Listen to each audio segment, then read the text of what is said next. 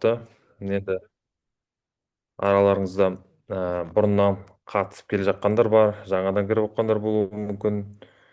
Бүгінгі сабағымыз енді соңғы сабағымыз осындай трансляция форматында. Так, мен экранды бөлсем. Иә.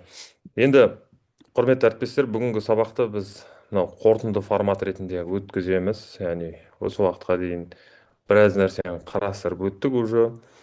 Бүгін де енді қолдан келгенше біраз пайдалы дүниелермен бөлісуге тырысамын. Жалпы енді бүгінгі формат сол сұрақ жауап форматында болады. Оған дейін де енді мен өзімнің қолымнан келгенше ә, біраз көрсететін дүниелерді сіздерге сол мүмкіндіктерін көрсеткім келіп отыр. Жалпы бәріміз зерттеу саласында жүрген адамдармыз, барлығымыз білім саласында жүрген адамдармыз. Сондықтан осы білім саласында, зерттеу саласында зерттеу жұмысымызға, зерттеу жобаларымызға осы жасанды интеллекттің мүмкіндіктерін қалай қолдану керек екендігін бүгін тағы да бір қатар көрсетемін. Оған шейін енді жалпы бір жалпылама форматта бір жасанды интеллект туралы түйіндемелерімізді осы дайындап қойдым презентация түрінде. Міне көріп тұрғандарыңыздай енді біз осы алдынан бері қайталап айтып жатырмыз жасанды интеллект деп.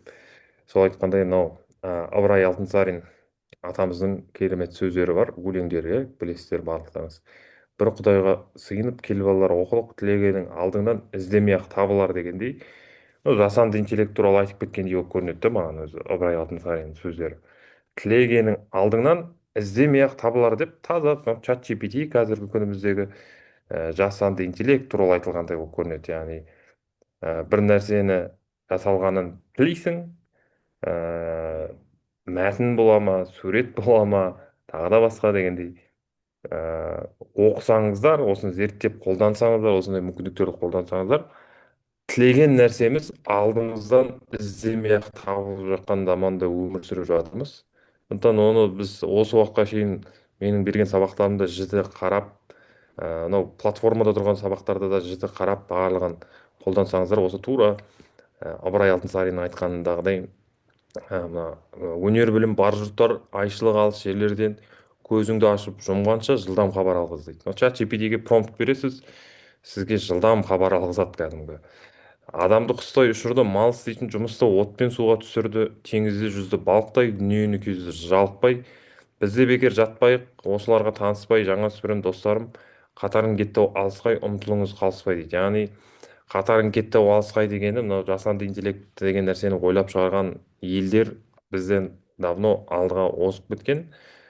Біз енді соны тек қана өнім ретінде пайдаланып жатырмыз ғой, өнімін. Енді хотя бы соны өнім ретінде әшейін бір Google ретінде ғана қолдана беріп емес, оны бір жақсы жақсы жобалар жасауға, жақсы жақсы бір жаңалықтар ашуға, жақсы жақсы білімдер өндіруге күш жұмсайтын заман келді. Яғни біздің президентіміз де биыл айтты, жасанды интеллект жылы деп жариялады Қазақстанды. Сондықтан да жасанды интеллект деп қақсап қайталап айтып жатқан себебіміз де осы. Бізде бекер жатпайық, осылармен таныспай, әріптестер, қатарымыз кетті алысқай, ұмтылымыңыз қалыспай дегенде міне сөздің басын осылай бастағым келіп отыр. Енді көптеген әріптестеріміз, мұғалімдер барлығы өнімді болғысы келеді, өнімді жұмысында табысты болғысы келеді. Бір мұғалімдер педагог шебер, педагог зерттеуші, әркім енді сондай бір статусқа жаңағы санатты алғысы келеді, ұмтылғысы келеді.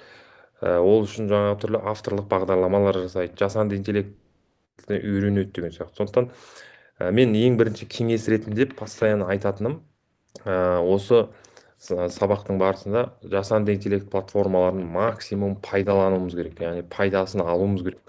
Максимум өнімді жұмыс істеуге және уақытты үнемдеуге ұмтылуымыз керек. Сонда итакта чат GPT-дің бізге көмегі ол уақытты үнемдеуге көмектесіп жатыр, иә, бізге. Және онлайн компьютер заманында онлайн компьютерлік біліктерден кенде қалмауымыз керек. Яғни бүгінгі дәрісіміздің жалпы беріп жатқан мақсаты да сол. Сондықтан осылай дәрісіміз осылай бастаған келіп отыр. Енді жалпы жасанды интеллектінің зерттеуде қолданысына байланысты ол этика деген нәрсені біз үнемі естен шығармауымыз керек, құрметті әріптестер. Этика, академиялық әділдік деген нәрсе бар. Яғни біз егер зерттеу жобаларына қатысып, басқа да оқушыларымызбен зерттеу жұмыстарын жасап жатсақ, біз бірінші нәрсе мынаны білуіміз керек. Біздің басқа жерден алған ақпарат ол біздің ақпарат емес екенін түсінуіміз керек. Яғни ол академиялық әділдік міндетті түрде дерек көзін көрсетуіміз керек. Ал егер ол чат ден жаздырылған текст болса, оның чат да өзінің қолдану реті бар. Мысалға, жасанды интеллектінің мысалы маған эссе жазып бер, маған ғылыми жұмыс жазып бер, ғылыми жоба жазып бер деп қолдану, ол этикаға сай келмейді, құрметті әріптестер. Мен оны постоянно сабақтарымда айтамын, айта беремін де. Өйткені бұл біздің бір алтын қағидамыз болу керек осы жасанды интеллект қолдануда. Яғни міндетті түрде жасанды интеллект, міне Бирамғали Айаруханов жазыпты, академиялық адалдық деген нәрсе бар, иә. Академиялық адалдықты сақтауымыз керек. Яғни біз жасанды интеллектіні көмекші құрал ретінде қолданамыз, яғни ассистент ретінде деректерді жинау, топтастыру, немесе рутинный жұмыстарды шешуге смело қолдануға болады. Енді мен арасында орысша сөздер қосып айта беремін сіздерге түсінікті болу үшін, жалпақ тілде, иә. Яғни мысалға, сізде өзіңіздің бір кітаптың мәтіні бар, иә. Сол мәтіннің ішінен тест құрастыру. Бұрын уақыт алатын нәрсе еді, ол мәтінге қарап отырасыз, оның ішінен сұрақтарды өзіңіз тесттерді жасайсыз, бақылау жұмыстарын өзіңіз жасайсыз, немесе сол мәтінге байланысты ойындар құрастырасыз деген сияқты, оның бәрін ручной жасайтынбыз. Қазір ондай рутинный жұмыстарға қолдана беруге болады. Яғни оған бір академиялық адалдық талап етілмейді оған. Яғни ә, бұрын мысалға 5 сағат 10 сағат уақытымызды алатын ондай нәрсе, қазір чат мен сондай жұмыстарды істеуге болады. Бірақ ғылыми жұмысқа, зерттеу жұмысына келген кезде кішкене сақ болу керек. Соны ең басында айтып өтіп жатырмын сіздерге. Енді біз ғылыми жұмыс жасаған кезде әдетте әдебиетке шолу жасаймыз, иә. Авторлар теориялық бөлімі деген болады. Кез келген жұмыста теориялық бөлімінде біз теориясын ашамыз, бір белгілі бір тақырыптың. Және осындай бір теориялық жұмыс жасаған кезде пайдалы бір платформалар бар жасанды интеллекттің. Солардың біреуімен таныстырғым келіп отыр. Google Notebook LM деген платформа бар. Егер компьютер ашып отырған кісілер болатын болса, Notebook LM деп жазсаңыздар, бұл программа шығады. Бұның қазір мүмкіндіктерін көрсетемін. Notebook LM бұл да Google компаниясының өнімі. Попробовать ноутбук LM дегенді басасыздар. Өте қарапайым. Өздеріңіздің Gmail аккаунттарыңыз болса, солмен істей беруге болады. Бұл ненің бір керемет жерлері бар. Қазір мен сіздерге көрсетемін. Ғылыми жұмыстарыңызға смело пайдалансаңыздар болады. Мен мысалға создать блокноту деген тұр, міне, создать блокнот, соны басамыз, создать блокнотты басамыз. Сосын енді өзімізге қажетті жұмыстарды осы жерде жүктесек болады. Жүктемес бұрын мысалға қай жақтан жүктейміз деген кісілер, білмейтін кісілер болуы мүмкін. Google Академия деген сайт бар. Сол жерде біз неше түрлі ғылыми нелерді, жұмыстарды ала аламыз. Сіздер мектеп мұғалімдері мысалға балаларды неге апарасыздар, иә, ғылыми жұмыстарға өздеріңіз де қатысуыңыз мүмкін. Өздеріңізге ғылыми жұмыспен біраз жетістіктерге жетуге мүмкіндіктеріңіз бар, иә. Және Google Академия деген сайтта бізде неше түрлі ғылыми нелер тұрады, жаңағы мақалалар. Мысалға, қазақ әдебиеті деп көрейік. Мысалы, қазақ әдебиетіне байланысты мына жақта неше түрлі ғылыми мақалалар шығады. Мысалы, оларды міне мынандай скачать етуге болады. Мысалға, мына жерден біреуін скачать етіп ала салайық. Міне, PDF деп тұр, міне, аспекты передачи бірдеңе. Так, бұл мақала орысша жазылған сияқты, маған қазақша мақала керек болып тұр. Міне, қазақша мақалалар бар болса, сол қазақша мақалаларды жүктеп алайық қазір. Сол мақалалармен жұмыс істеп көруге тырысамыз. Мына жақта міне бір экзистенциализм деген бір мақала тұр екен. Казахская литература дейді. Скачать етіп көрейік. Сол мақаламен қазір сосын жұмыс істеп көреміз. Так, міне осы мақаланы көреміз, әуелі ашып, міне сосын скачать деген бөлім тұр, міне разрешить деп басамыз. Экзистенциалдық философияның қазіргі әдебиеті дискурсына ықпал дейді. Енді сіздер ойлап қалмаңыздар, мен тек әдебиетшілерге айтып жатырмын деп ойламаңыздар. Бұл жерде әртүрлі мұғалімдер бар, физиктар, химиктар, информатиктер, физкультура, там, еңбек, әртүрлі технология, там басқа да барлығы отыр, тарихшылар отыр. Барлығы әркімнің өзінің саласы бойынша мақала, сондайды қолданса болады. Енді мен мысалға мына мақаланы скачать еттім, сосын енді бұл мақаланы мына жаққа жүктейміз. Загрузить источник деген тұр. Бұл жерге тек бір ғана мақала емес, бірнеше мақаланы да жүктеуге болады, құрметті әріптестер. Мына жақта мен оны да көрсетіп жіберейін. Значит, тағы да бір мақала жүктеп ала салайын, қазақ әдебиетіне байланысты. Сосын ол екі мақаланы да салып жібереміз. Бірақ екеуі енді бір тақырыптың маңында болған жақсы, әрине. Бірақ сонда да көрсете салайын, иә. Енді міне загрузить источник деген жерде мына жақта бір кісі жазған сияқты ғой. Иә, бастауыш Салиха Қарабек ханым жазыпты. Бастауыш пән мұғалімдері отыр. Балабақша ұстаздары да отырған болуы мүмкін. Барлығында ғылыми жұмыс жасалынады. Яғни арасында магистр оқытушылар болуы мүмкін. Магистратура оқып жүргендер болуы мүмкін. Сондықтан міне барлығыңызға көрсетемін. Загрузить источник дегенді басамыз. сосын мына жерде загрузить файлы деген бар, соны басамыз. Загрузить файлды басқаннан кейін загрузки деген жерде менің бағанағы жүктеп қойған екі мақалам тұр, иә. Сол екеуін выделить етеміз, выгрузить дегенді басамыз.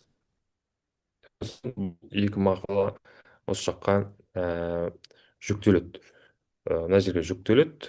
Осы жаққа жүктелгеннен кейін біз сәл күтеміз сосын жүктелгенін. Сосын ары қарай сіздерге не болатынын, қалай жұмыс істейтінін қазір көрсететін боламын, құрметті әріптестер. Міне мақала жүктеліп жатыр.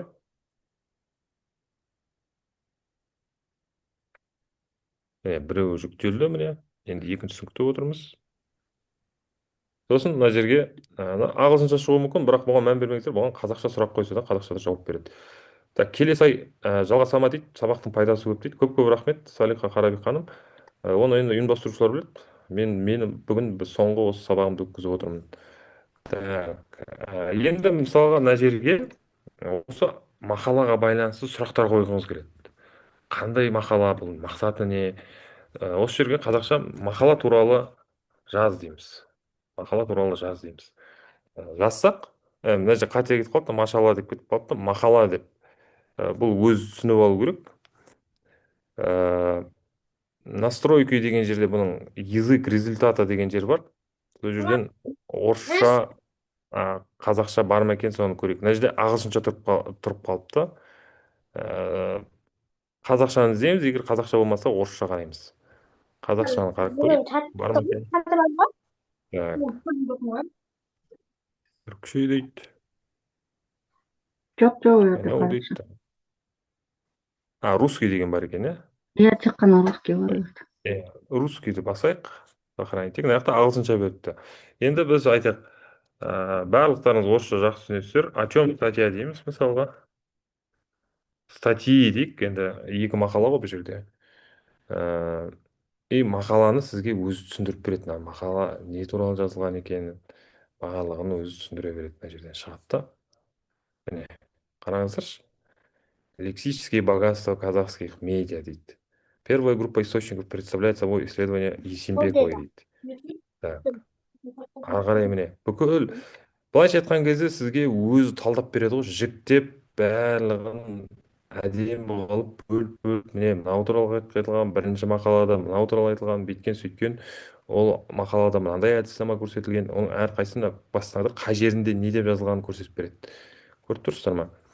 Әдемі қылып істеп береді. Енді бұның бір қызық жеріне енді келіп жатырмыз, құрметті әріптестер. Бұның бір супер бір керемет жері бар. Қараңыздаршы, мына жерде мынандай кнопкалерді көріп тұрсыздар. Мен бұл мақаланы салып жібердім. Енді бұл мақаламен мына аудио пересказ деген кнопканы басатын болсақ, кәдімгі бағанағы мақалалардан. Так, мына микрофонды Рысқұлов ауданы Қорағаты орта мектебі.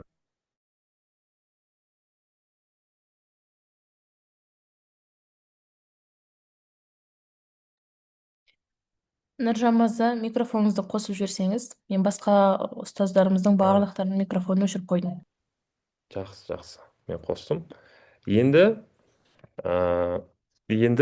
осы мақала бойынша, енді ойлаңыздаршы, ғылыми мақалаларды оқу жақсы, ол әрине.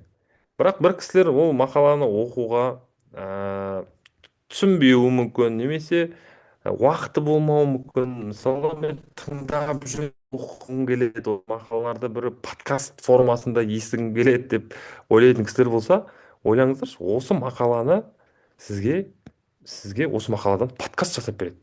Ойлаңыздаршы, осы қандай заманда бұндай жетістік болып еді технологиялық. Ойлаңызшы, сіз мақаланы құлағыңызға кәдімгі наушник тығып алып подкаст түрінде тыңдасаңыз болады.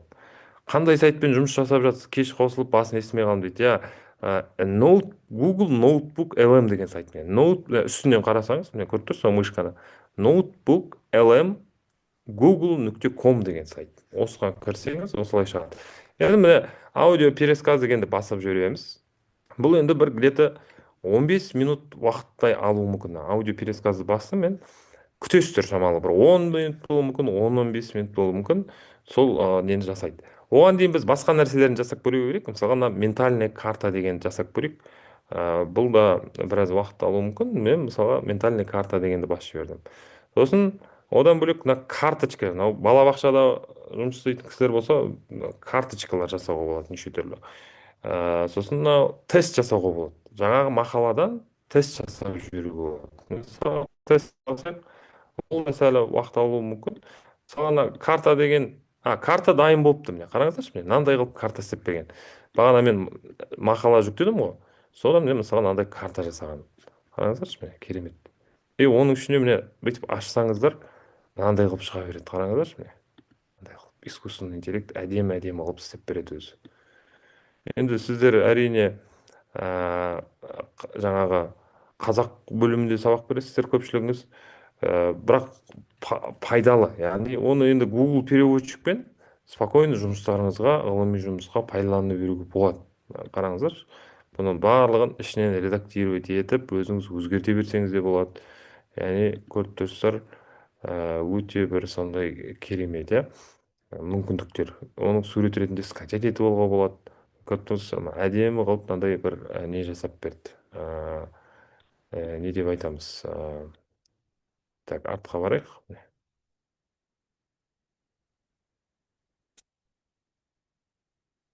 Міне осылай қылып жасап берді. Сосын аны бүйтіп бассақ, бүйтіп кетіп қалады. Интеллект карта жасап берді ғой, былайша айтқан кезде. Сосын енді ары қарай тағы да не істеуге болады дейтін болсаңыздар, міне мынаны басып жібереміз қайтадан. Аудионы мысалы әлі жасап жатыр. Мен сосын тест жасап бер дедім мысалға да. Осы мақалалардан тест жасап бер дедім. Міне мынандай қылып уже тест жасап жатыр. Қараңыздар. 10 сұрақтан тұрады. Какова основная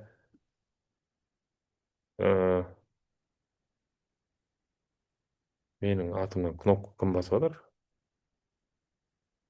Мына жерде. Так. Қараңыздар, какова основная гипотеза исследования динамики лексического богатства казахских СМИ дейді. Варианттармен істеп берген. Подсказка деп тұрады екен. Астында подсказка беріп тұр. Қараңыздар, подсказкасына шейін берген. Потом далее басамыз. Келесі сұрақ уже қараңыздар. Потом далее басамыз. На сколько процентов в среднем снизилось лексические богатства в 3 исследованных казахских изданиях за период около 25. Бұл текстің бәрін бұл айдаладан ойдан шығарып жатқан жоқ. Бұның барлығын бағанағы біз берген мақала бар ғой, ғылыми мақала. Соның ішінен істеп беріп жатыр. Ойлаңыздаршы, енді оқушылармен осылай жұмыс істейтін болсаңыздар, әркім өз сабағынан солай жұмыс істейтін болса, енді бастауышқа 4-ші класстарға келетін шығар, енді былай басқа химия, басқа тарих сабақтардан келе береді. Қараңыздар, почему лексический показатель газеты «Егемен Қазақстан» оказался ниже, чем у қазақ әдебиеті дейді. Менің орысшам өте әлсіз орысша, казахский школе закончил дегендей, қазақ мектебін бітірдік, сосын кейін Англияға оқуға кеттік, одан кейін Түркияда оқыдық докторантураны, сөйтіп орысша оқыған жоқпыз. Қазақша, ағылшынша, түркіше білеміз. Қазақ тілінде әзірге жоқ, бұл уақыттың еншісінде. Бұл программаны үнемі қарап жүріңіздер, уже жақында қазақша шығып қалады. Жоғарыдан настройки деген бар. Сол жерде язык результатов дегенді бассаңыздар, мына жерде көп тілдер бар. Міне әзірбайжанша бар екен. Уже скоро қазақша шығады деген сөз, бұл уақыттың еншісінде. Так, русский бар, түркше түсінетін кісілер болса, сосын және басқа тілдер тұр. Бұл қарап жүріңіздер, скоро бұл да қазақша шығады. Бірақ енді біз бәріміз орысша жақсы түсінеміз. Сондықтан қолдана берсеңіздер болады. Міне тест далее басасыз, міне 10 сұрақ түзеп берген. Правильный ответін көрсетіп береді, оның қайсысы екенін қараңыздаршы. Ол тестті прямо сабақтың үстінде полный экранға мынандай қылып қойып балалардан сұрап отырып сабақ жүргізуге болады. Так, балалар, келесі мынандай сұрақ деп көшіп көрсетіп отырасыз. Мысалы балаларға айтасыз: какую основное времени подчеркивает поэзия Роза Аспанқызы согласно анализу. Сіздер мақаланы оқып келдіңіздер ғой деймін. Енді айтыңыздар дейсіз. Балалар мынаның біреуін таңдайды мысалға.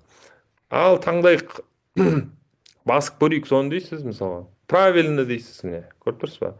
Сөйтіп осылай жұмыс істесеңіздер болады. Бұл да бір не ғой, мен әжінде сосын соңында результатын шығарады.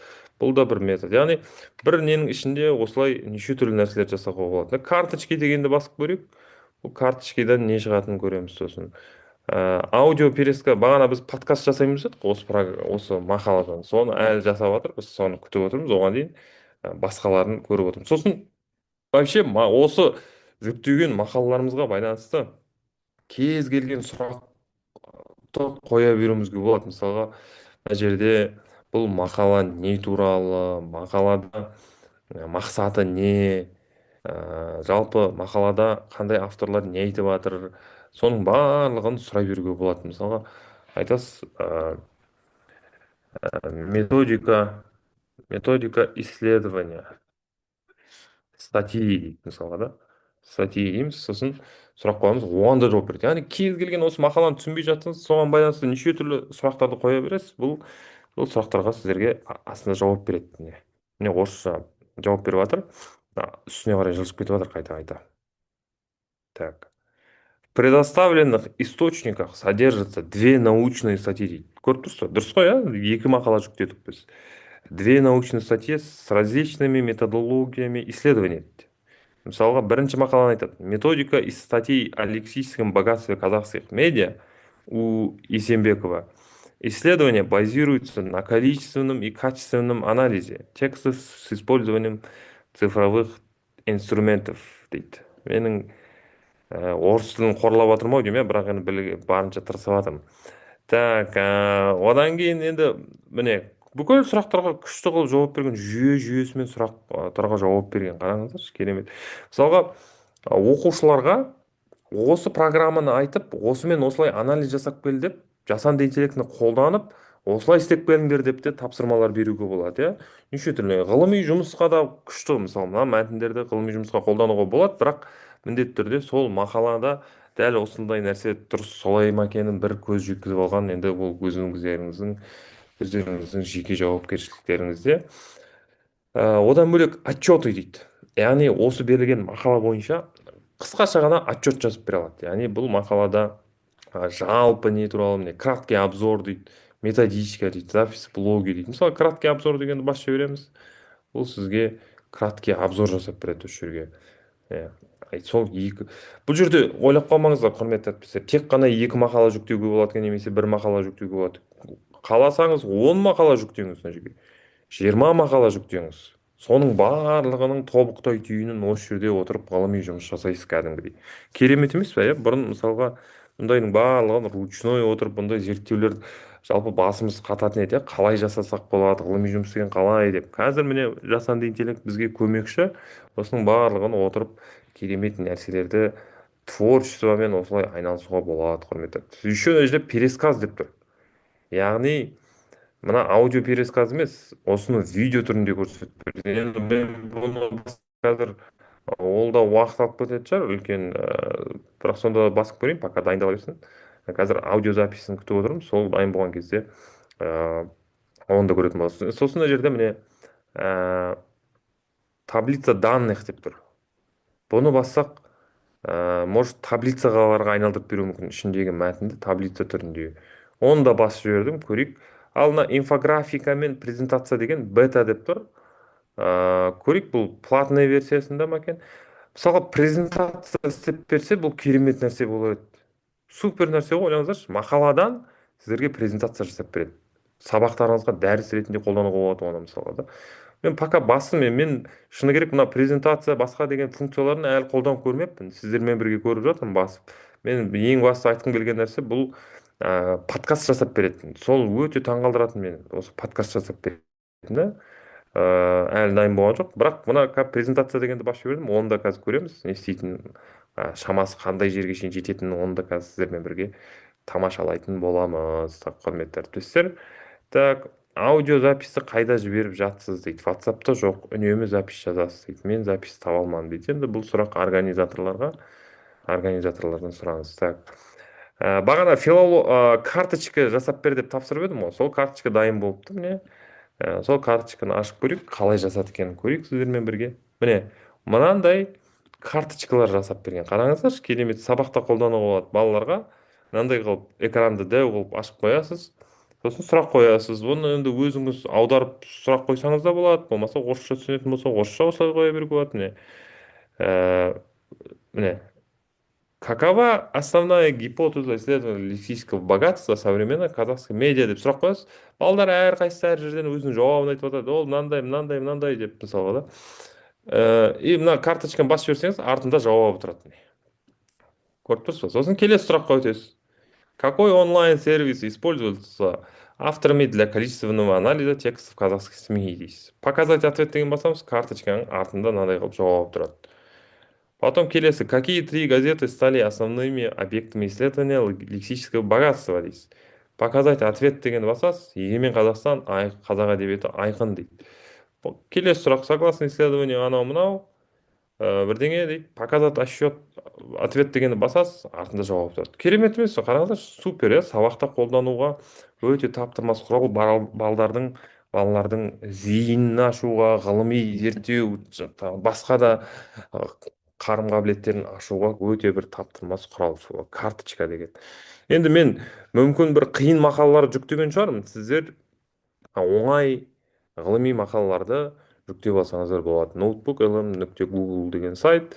Сол жерде неше түрлі істеуге болады. Так, аудиопересказ әлі жасалып жатыр екен. Презентация да жасалып жатыр екен әлі. Так, мына исследование. Бағана таблицамен көрсет деп айтып едік қой. Мысалға, мына жерде мынандай таблица түрінде істеп берді. Қараңыздаршы. Өте керемет, қараңыздаршы. Біздің мақаламыз бойынша мынандай таблица істеп берді. Егер өзіңіз ғылыми жұмыс жасап жатсаңыз, осы таблицаны мынаның ішіне салып жіберуге болады. Word-тың ішіне мынаны көшіресіз. Экспортировать в таблицы дегенді басасыз. Сосын бұл Excel-дің ішіне салып береді бұны. Экспортировать дегенді бастым мен. Қазір шығу керек мына жақта. Сосын ары қарай көреміз. Экспортировать дегенді басамыз. Немесе былай көшіріп ала салуға да болады. Міне открыть дегенді басамыз. Шығып жатыр таблица түрінде. Так, ашылып жатыр. Міне таблица түрінде осылай шығарған. Біз бұны қажетті жеріне шейін көшіреміз осылай. Копировать дегенді басамыз. Сосын Word документ ашамыз. Word. Microsoft Word бола ма, PowerPoint бола ма, презентация бола ма. Ашамыз дағыны. Осы жаққа міне вставить етіп қоямыз. Міне таблица түрінде түседі. Міне таблица. Бұл таблицада не? Мысалға, название статьи, авторы кім, объект исследования не болған, методологиясы қандай болған, негізгі жасалған қорытындылар қандай болған, қай жылдар жасалған бұл исследование екеуі. Ойлаңызшы, енді мынау екі мақала бойынша шығарып беріп тұр ғой міне. Бірінші мақала мынау былай, екі мақала. Енді сіз ойлаңыз, 20 осындай өзіңіздің бір зерттеу тақырыбыңызға байланысты 20 мақала жүргізсеңіз, 20 мақала бойынша осылай таблицаны 20 мынандай строкамен, 20 строкамен істеп береді. Керемет па, Самиға ханым? Сүлейменова Самиға ханым. Керемет, керемет мүмкіндік. Сондықтан осындай мүмкіндіктерді өз жұмыстарыңызға пайдаланыңыздар, құрметті әріптестер. Біз осындай күрделі, қызық, зерттеу, қызық мүмкіндіктерді пайдаланатын уақытқа келіп отырмыз. Бұндай мүмкіндіктер бұрын болған жоқ. Қазір оңай осының барлығы. Бұрын бұндайды адамдар қолмен істейтін болған, бұндай таблицаларды, анализдерді қолмен істейтін болған. Қазір осының бәрі жасанды интеллекттің көмегімен секундтардың ішінде жасап жатырмыз. Қараңыздаршы. Бірақ оның өзін пайдаланып жатқан жоқпыз. Неге пайдаланбасқа осылай? Осындай анализдер жасамасқа негізі. Неге? Неге жасамасқа? Неге жасамасқа? Жасау керек соны деп бір кісі айтқандай, осындай мүмкіндіктерді біз осы жұмысымызда қолдануымыз керек. Мына жақта бір кісі жазыпты, ғылыми жоба жазу толық меңгермегенмін дейді. Оқып алуға бола ма дейді. Енді менің оны ғылыми жұмысты үйрететін өзімнің курстарым бар. Көбінесе университеттің оқытушылары алады менен оны. ә, бірақ енді ә, ғылыми жұмысты білмеуге сізге чат GPT-дің өзі көмекші бола алады. Кәдімгі чат GPT ге бүкіл мұң шағымыңызды кәдімгі досыңызға, ағайынға, ғылыми жетекшіңізге айтқан сияқты чәке дейсіз. Мен өзім чәке деп айтамын чат GPT-ға. Чәке дейсіз. Мен осындай осындай пәннің мұғалімі, осындай осындай осым ғылыми жұмыстың құрылымын білмеймін. Маған ғылыми жұмыстың құрылымын үйрет. Мен мектеп мұғалімін. Мектепте тарих пәнінің мұғалімімін дейді мысалы. Тарих пәнінің мұғалімімін. Негізі ғылыми жұмысты біз курстардан, сол магистратурада көбінесе мектеп университет қабырғасында үйрету керек қой. Енді өкінішке орай бір кемшіліктер болуы мүмкін. Бірақ чат GPT қазіргі заманда жақсы көмекші негізі. Мен ғылыми жұмыс жасау білмеймін. Қараңыз, ғылыми жұмыс жасау білмеймін. Ғылыми мақаланың дейік құрылымын білмеймін. Сен маған ғылыми жетекшісің дейік. Ә, жақсылап қарапайым қарапайым тілмен осындай сөздер жазсаңыз, қарапайым тілмен үйрет деген сияқты сөздер жазсаңыз, ол оңай тілмен түсіндіруге тырысады сізге. Ну, пожалуйста, чаке деп жазып қойсаңыз болады астына десеңіз, иә, қалжыңдаймын. Ары қарай жіберіңіз. Осылай көрейік не қалай істеп беретін. Чат GPT отырып сізге бұл чат GPT информацияны өзі ойдан шығармайды көбінесе. Ол анау интернеттегі ақпаратқа, жалпы ақпаратқа доступы бар ғой бұның. Сол доступты әр жердегі синтездеп сізге ең керемет сіздің берген промптыңыз бойынша міне чат GPT айтады: жақсы, онда келістік дейді. Бүгіннен бастап мен сенің ғылыми жетекшіңмін. Уайымдама, бәрін өте қарапайым, мұғалімге ыңғайлы тілмен түсіндіремін. Ғылым қорқынышты емес, тек жүйесі бар жұмыс. Төменде ғылыми мақаланы нөлден қалай жасауға болатынын кезең-кезеңімен үйретемін дейді. Туф, даусымда образға кіріп кеттім ғой, бір ағайдың, бір профессордың. Енді қараңыз, мен бөлімдерге бөліп көрсетіп тұрғанын қараңыз. Мен бір ғылыми мақала деген не дейді? Өте қысқаша. Ғылыми мақала бұл: мен бір мәселені зерттедім, дерекке сүйеніп ой айттым, қорытынды жасадым дегенді дәлелмен жазып беру. Бұл дейді эссе емес дейді, бұл реферат емес дейді, бұл ой плюс дәлел плюс қорытынды дейді. Ғылыми мақаланың қарапайым құрылымы дейді: мектеп мұғаліміне ең ыңғайлы классикалық құрылым. Тақырып дейді бірінші. Нені зерттедің, нені мысалдар дейді. Мысалға, Қазақстан тарихын оқытуда цифрлық ресурстарды қолданудың тиімділігі. Немесе жетінші сыныпта тарихи деректермен жұмыс жасау әдістері.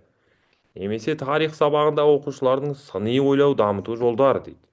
Енді ең бірінші аннотация жазылады дейді. Оның ішінде не үшін жазылады, қалай жазылады, мысалы қалай жазылады, мен мысалдарын көрсетіп берейін. Кіріспе бөлімі дейді. Кіріспеде не жазу керек? Қараңыздаршы, міне кіріспе бөлімінде не жазу керек, бәрін көрсеткен. Одан кейін мақсат міндеттерін жасайсың дейді, әдістер дейді, сен не істегеніңді көрсетесің дейді. Мысалға, мектеп мұғаліміне мынандай әдістер жасауға дейді: бақылау, салыстыру, сауалнама, тәжірибелік сабақ, оқушылар жұмысына тал. Қараңыздаршы, барлығын о түйді түсіндіріп берген. Енді айтыңыздаршы, осыдан артық не керек бізге? Бұрын осындай біреу болды ма бізге? Түсіндіріп берші деп айтсаңыз, осылай отырып, подробно отырып, қадам қадаммен бүйтесің, сөйтесің, ананы бассаң бүйтесің, мынаны сөйтсең сөйтесің деп түсіндірген адам болды ма бізге? Міне пайда болып отыр ғой. Мен бағана Ыбырай Алтынсариннің сөзін неге айттым? Айшылық алыс жерлерден жылдам хабар алғызды. Мал істеген жұмысты отпен суға түсірді. Қатарың кетті алысқай, бізде жатпай, не дейді? Бізде жатпай қалыспай дегендей. Міне осы міне. Шайнап беріп тұр ғой бізге.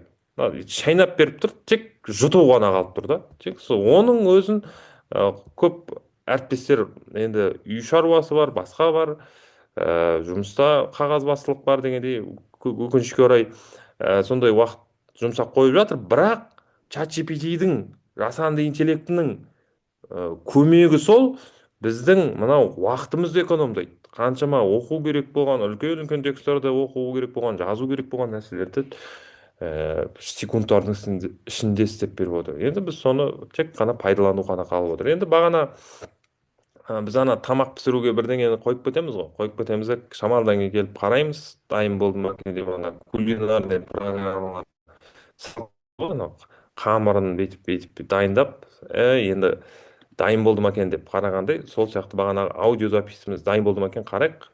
Жоқ, видеода дайын болмапты, аудиода дайын болмапты. Біз ары қарай жалғастыра береміз, иә.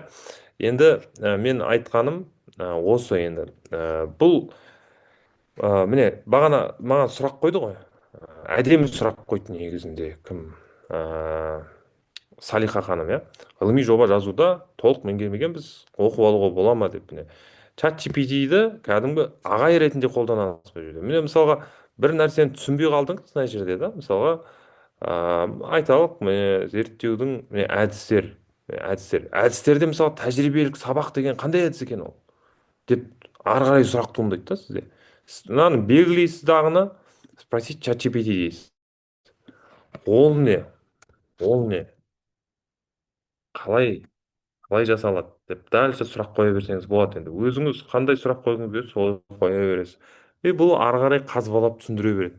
Түсіндім дейді. Көріп тұрсыз, деп жазып мен қандай тілмен бұған сөйледім, бұл сондай тілмен маған жауап беріп отыр.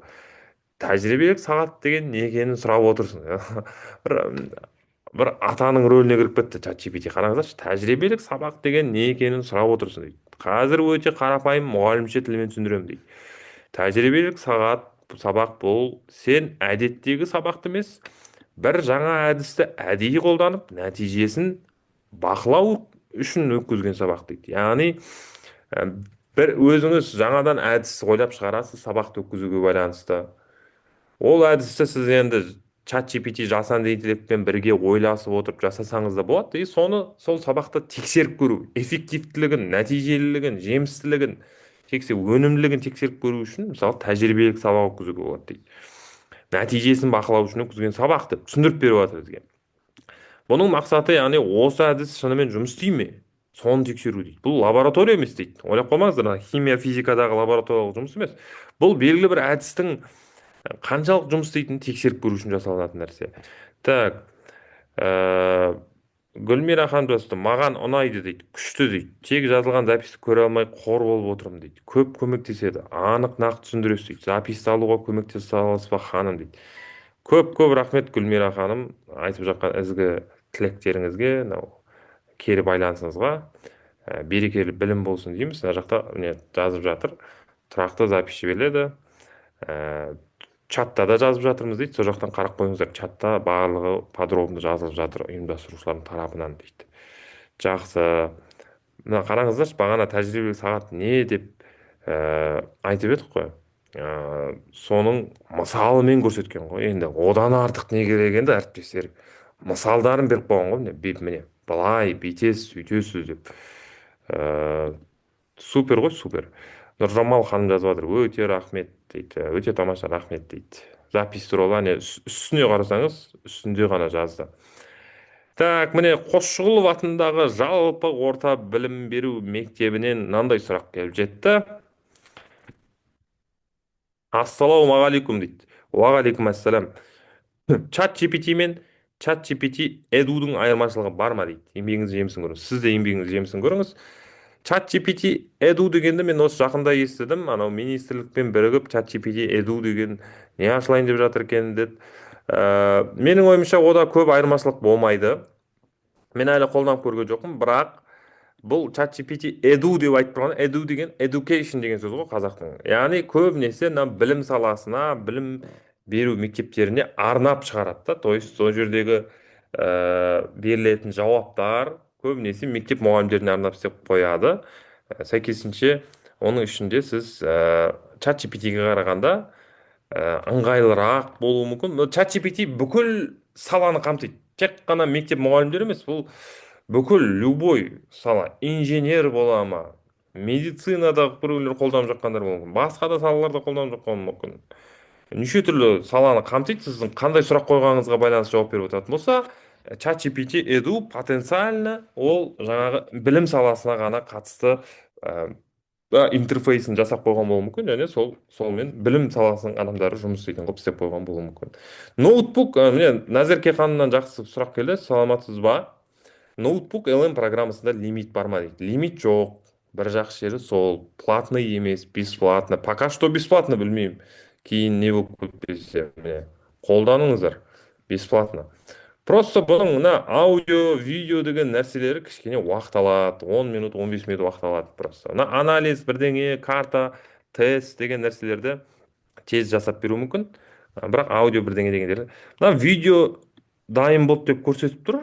Көрейікші. Видеодан не шықты екен? Сіздерге дауыс шығып тұр ма? Қазір көрейік. Видео дайын болды деп көрсетіп жатыр. Ал көрейік. Бағана екі мақала жүктедік қой. Мынау презентация ма екен, мақала ма екен? 6 минут 42 секунд дейді. Ал көрейікші. Знаете, говорят, когда рушится... Супер. Қараңыздаршы, мен бағана подкаст дедім ғой, подкаст осыған ұқсайды. Бағанағы екі мақала, Гүлжан ханым қараңызшы. Бағанағы екі мақала бар ғой, соны жүктедік қой, сонымен видео пересказ жасап бердік қой. Енді ойлаңызшы, сіз сондай бір ғылыми жұмыс істеп жатсыз, мақалалар оқу керексіз. Оны көбірек түсініп алғыңыз келеді да, ана суреттермен, аудиомен, подкастпен түсініп алғыңыз келеді. Сол кезде соны түсініп алу үшін видео пересказ жасап қараңыздаршы. Оны балаларға да қосып қоюға болады. Қараңыздаршы, міне. Қараңыз. Мир, на его обломках обязательно рождается что-то новое. Например, новый способ рассказывать истории. Так вот, после распада Советского Союза целое поколение писателей... Дауыс шығып тұр ғой, сіздерге. Бас изеп жүріңізші, Гүлжан ханым. Жақсы. Қараңыздаршы, супер ғой, мынау қашан болып еді мынандай. Қараңыз. Оказалось в таком, в духовном вакууме. И именно... деп эмоциясын қар, как будто бір адам сөйлеп отқан сияқты. Бірдеңе деп эмоциямен қосып сөйлеп отыр. Қараңыздаршы. В этой пустоте и зародилась новая казахская литература, которая взялась за самые, пожалуй, сложные вопросы человеческого бытия. Просто вообразите на секунду. Все, во что верили поколения, все идеологические опоры, бац, и исчезают. Это ведь не просто политический кризис, правда? Это кризис экзистенциальный. И вот этот вопрос, который вы видите на экране, стал отправной точкой. Нужно было найти новый... нашей отчаянной жажды найти во всем смысл и ледяным молчанием Вселенной в ответ. Герои новой казахской литературы. Человек абсолютно свободен, но это свобода вовсе... Қазірше ғана орысша. Жақында орысша жоқ еді, мен осы қараған кезімде орысша жоқ еді. Скоро қазақша шығады бұл. Таң қалмаңыздар, скоро жақын болашақта уже қазақша шығады бұйырса. Поиск смысла, абсурдность бытия. Керемет. Айта алмаймын, сөзім жоқ мен. Бұндай қай заманда, қай ата бабамыз көріп еді бұндайды. Біз көріп отырмыз сондайларды. Сосын бағана презентация жасап бер деп айтып едік қой. Көрейікші, сол презентация дайын ба екен. Қараңыздаршы, презентацияда дайын болып қойған сияқты. Мына жақта сұрақтар келіп жатыр, қазір оларды ашамын. Мына керемет ғылымның нелерінен скачать етуге болады екен, қараңыздар. Скачать деп басамыз, тегін еще, қараңыздаршы, супер ғой. Құдай-ау, бұндай заманға қалай келдік біз? Міне қараңыздаршы, міне скачать етіліп жатыр PDF форматында. Енді осыны play дегенді бастақ, міне презентация істеп берген ғой, қараңыздаршы. Казахское слово в 21 веке дейді. Между цифровым упрощением. Мынандай негізі осындай презентация істеп беретін сайттар бар. Presentations.ai, бірдеңе там гамма дегендер бар. Олар тура осыны платно істеп береді. Жасанды интеллект, ше. Мынау Google Notebook LM деген программа осының бәрін бесплатно істеп береді. Бірақ енді ол жердегі бір жақсы жері қазақшада істеп бере алады олар, ше, ана программалар, платный программалар. А мынада орысша жасап берген. Ары қарай қараңыздаршы, слайдтарды жылжыта берейін, ары қарай неге жылжымай жатыр. Мынау мына жерде play дегенді басайық. Так, кнопкалар қайда кетті? Zoom'ның кнопкаларынан есе алмай отырмын. Кнопкаларды таппай отырмын. Міне келесі слайд мынау. Мынау келесі слайд. Дизайнын қараңыздаршы, мына слайдтың. Мына дизайнын қараңыздаршы. Мынаны дейтін сұмдық қой мынау. Қараңыздаршы. Дизайнын қараңыздар. Мынандай деңгейдегі визуализациялар жасап береді. Ойлаңыздаршы. Қараңыз.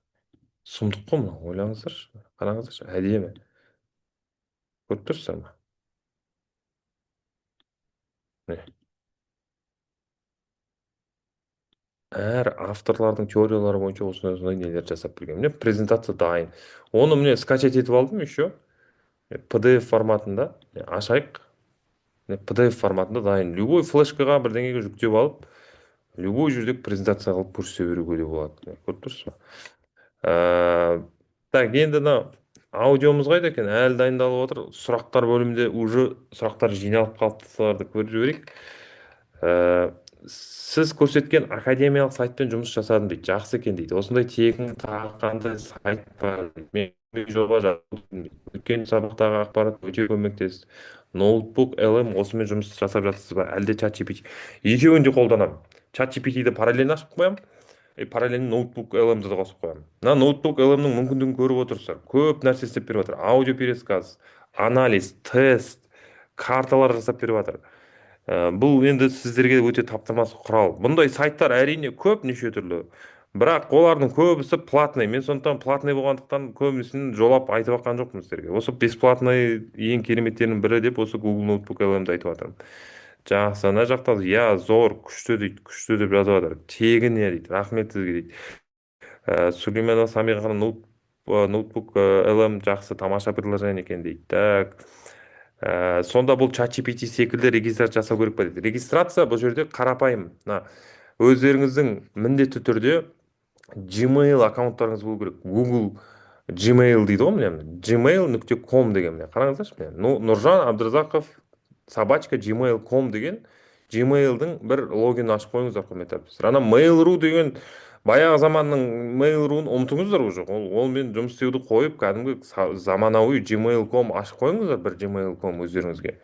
Уже бүкіл әлем gmail.com-мен жұмыс істейді. Осы gmail.com-мен кіріп кетесіздер осы жерге. Так, міне Айару ханымға рахмет айтам, ссылкасын міне өзі жазып бөлісіпті. Рахмет сізге. Так, Гүлмира ханым міне күшті, мен де қолданамын сабақта бәрін дейді. Қазақша бірақ шектеу бар дейді. Керемет. Сабақ сақталышыншы дейді. Логин пароль дейді. Логин пароль енді өздеріңіз создавать етесіздер ғой, оның логин паролін барлығын өздеріңіз жасайсыздар. Осылай кіресіздер, болды, тегін міне. Gmail-мен осылай кіресіздер, болды. Ішінен барлығын жасайсыздар. Бұл аудио пересказды әлі жасап жатқан себебі бір 15-20 минуттық аудио пересказ жасап береді. То есть сіз ол подкаст сияқты қылып машинада қосып қойсаңыз болады. Жатарда наушникпен тыңдап жатсаңыз болады.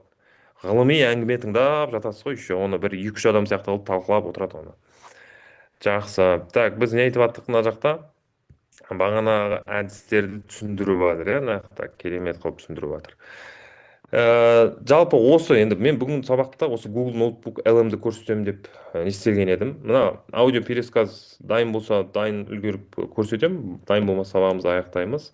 Бірақ видео түрінде көрсетіп берді ғой бізге. Примерно осындай. Мына жақта еще видеосымен көрсетіп берген. Знаете, потенциально ужаса. Страх ведь не перед кем-то снаружи, не перед врагом. Енді сонымен уақытта әне-міне дегенше уақытта болып қалыпты. Әр нәрсені бір түртіп, әр қайсының бір бетіндегі кіріспе ақпаратты көрсеткенше, бір бүгін сайтты аштық, бір нәрсені тереңінен қазбалап сіздерге мүмкіндіктерін көрсеттім. Енді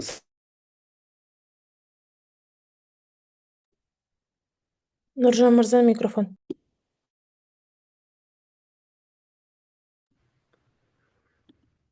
Сабақтың соңында мына нәрсені айтқым келеді, құрметті әріптестер, сіздерге. Соңында. Білемін, мені қимай отырсыздар. Мен сабағымды бітіргіңіз келмей отырсыздар. Мені сағынасыздар. Келесі тағы сабағымды жаңағы өтіңізші деп өтінесіздер деп қояды дейді өзінше. Ойнап айтып отырмын. Мына нәрсені еске сақтаңыздаршы. Жасанды интеллект бір особый кнопкалерді басуды талап етпейді. Бір күрделі бірдеңелерді басу қажет жоқ бұл жерде. Кез келген жасанды интеллекттің сайты бір ғана алгоритммен жұмыс жасайды. Қандай алгоритм? Не тұрады ол жерде? Промпт жазатын нәрсе мынандай тұрады. Бағана қараңыздаршы міне. Промпт тұрады. Промпт жазатын не тұрады? Сол жерге өзіңіздің қалауыңыз жазасыз, болды. Соны орындайды.